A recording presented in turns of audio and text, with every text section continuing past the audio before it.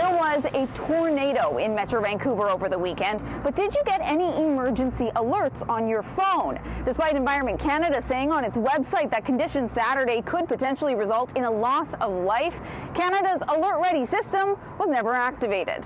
When we issued the tornado watch for the North Shore and Howe Sound, it wasn't looking entirely conclusive that it was going to be, impacting lives and property on the North Shore, Howe Sound imminently. Environment Canada has released a preliminary storm assessment which says a tornado touched down at 5:10 p.m.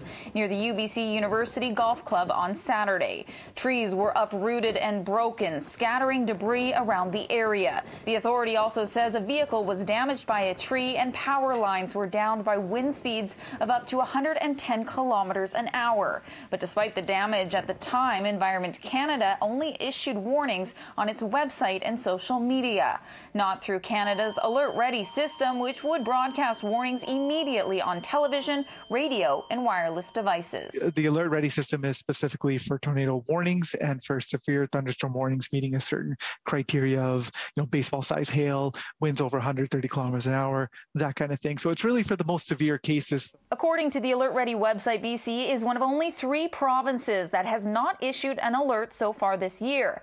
Notably, Alberta has issued 20, 8 of those being related to wildfires. Despite BC being ravaged by wildfires this summer and a heat dome that killed at least 595 people, not a single notification was broadcast here.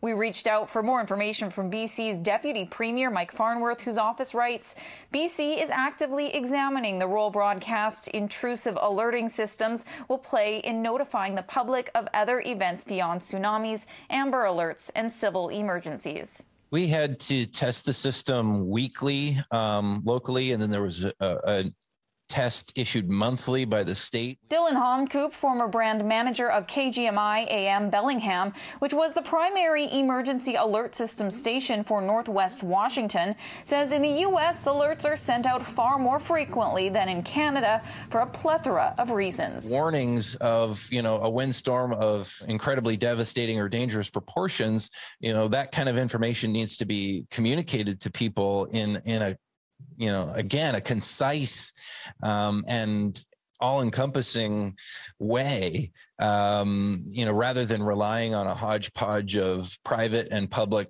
various media outlets that people may or may not be connected to. But Sakan says Environment Canada is selective with its alerts so that when they are sent, people react. Really, we want to save the broadcast intrusive for really those times where loss of life may be imminent. Still, questions remain as to whether alerts should be used more readily in BC, as they can warn the public of potentially dangerous and foreseeable weather events. In New Westminster, Ashley Burr, City News.